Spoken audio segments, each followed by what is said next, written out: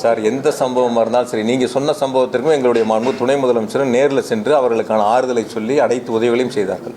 தமிழ்நாடு அரசை பொறுத்த வரைக்கும் யார் பாதிக்கப்பட்டாலும், எந்த சூழ்நிலையில் பாதிக்கப்பட்டாலும், எந்த தேசத்தில் பாதிக்கப்பட்டாலும் அரசு அவர்களுக்கு துணை நிற்கும். அதில் குறிப்பாக முதலமைச்சர்கள் முன்னின்று அவர்களுக்கு துணை நின்று அவர்களை காப்பாற்றக்கூடிய இடங்களில் ஒரு பணிகளை முன்னெடுத்திருக்கின்றார்கள். அது எந்த மாநிலமாக இருந்தாலும் சரி, எந்த நாட்டில் இருந்தாலும் சரி. வெளிநாடுகளில் பாதிப்பு இருக்கிற போது தமிழ்நாடு அரசு தான் முன்னாடி நிற்குது.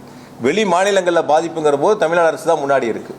எங்கள் ஊரை சேர்ந்த ஒரு மருத்துவர் வட இந்தியாவில் சுற்றுலா போயிட்டு பாதிக்கப்பட்ட பொழுது அங்கே அவர் கூட்டிகிட்டு மருத்துவ சிகிச்சை டெல்லியில் கொடுத்து திரும்ப சென்னையில் அவர் எங்கள் முதலமைச்சரை சந்தித்து நன்றி தெரிவிச்சுட்டு போனார். அதுபோல் ஒரு நல்ல ஒரு அரசாங்கத்தை தான், நல்ல சூழலை தான் முதலமைச்சர் உருவாக்கிட்டு இருக்காங்க. உயிரிழந்தவர்களோட குடும்பம் உட்பட பல பகுதிகளில் பொதுமக்கள் காவல்துறை சரியான பாதுகாப்பு குற்றச்சாட்டு வைக்கிறாங்க. பேட்டிகள் மூலமாக பார்த்துருக்கீங்க. அதுதான் சார் நான் உங்கள்கிட்ட சொன்னேன். அதே சமூக வலைத்தளங்களில் பாராட்டக்கூடிய செய்திகள் இருக்குது. அதே சமூகம் நீங்கள் ஒரு செய்தியை மட்டும் பார்க்குறீங்க, ஒரு செய்திகளை மட்டும் பார்க்குறீங்க. சில அரசியல் இயக்கங்கள் தவறுதலாக அரசின் மீது குற்றச்சாட்டுகளை முன்னெடுக்க வேண்டும் என்று ஒரு மனப்பான்மையோடு எடுக்கக்கூடிய ஒரு சில செய்திகளை மட்டும், உங்களுக்கு தேவையான செய்திகளை மட்டும் எடுத்துக்கிறீங்க. அதே சமூக வலைத்தளங்களில் பாராட்டி எவ்வளவு பேர் பதிவிட்டுருக்காங்க, அது நீங்கள் பார்க்கணும்ல. இதில் எத்தனை பேர் இருக்காங்க, அதில் எத்தனை பேர் இருக்காங்கன்னு பார்க்கணும்ல. பாராட்டக்கூடிய மக்கள், நீங்கள் இன்னும் 27 குடும்பங்களுக்கு நாங்கள் போனோம்ல, போன வரைக்கும் அவங்க எதுவும் குற்றச்சாட்டுகள் சொன்னாங்களா?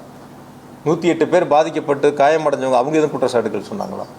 அங்கே இருக்கக்கூடிய மக்கள் நேரில் போனவங்க எதுவும் குற்றச்சாட்டுகளை சொன்னாங்களா? நான் கூட இன்றைக்கி காலையில் பேசும்போது என்னுடைய நண்பர் ஒருத்தர் கேட்டார், யாரோ ஒருத்தர் சமூக வலைத்தளத்தில் பார்த்தேன் கத்தியில் கிழிச்சிருந்தாங்கன்னு சொல்லிட்டு. இப்போ நான் அதுக்கு கேட்டேன், நான் கத்தியில் கிழிச்சிருந்தா அவங்க எந்த மருத்துவமனையில் அனுமதிக்கப்பட்டாங்க?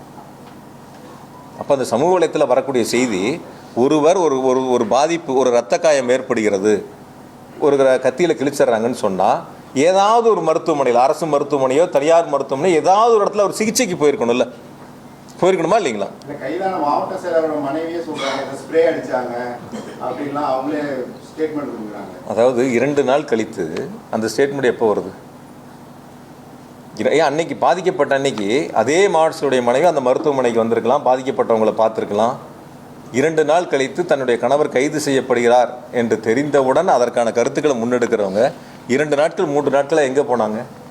நான் இன்னும் கூட கேட்குறேன், நான் சரி அப்படி சொல்லக்கூடிய அவருடைய மனைவி அதற்கான ஆவணங்களை நேரடியாக விசாரணை கமிஷனில் போய் சொல்லலாம். எந்த இடங்கள்ல நீங்கள் எல்லோரும் லைவ் போட்டிங்கல்ல, அப்படி யாராவது ஸ்ப்ரே அடிச்சிருந்தா அந்த லைவில் யாரோ ஒருத்தரோட லைவில் வரும்ல, உங்களுடைய லைவில் ஏதோ ஒரு சேனல் லைவ், ஏதோ ஒரு யூடியூப் லைவில் ஏதோ ஒரு இடங்கள்ல இருக்கும்ல.